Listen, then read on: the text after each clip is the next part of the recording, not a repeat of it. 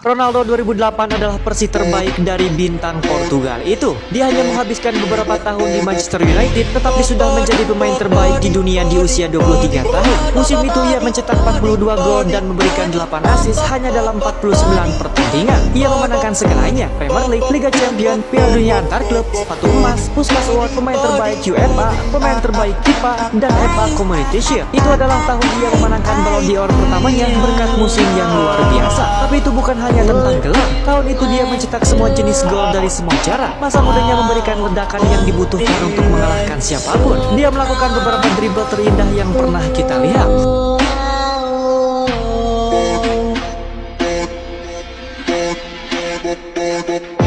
Body,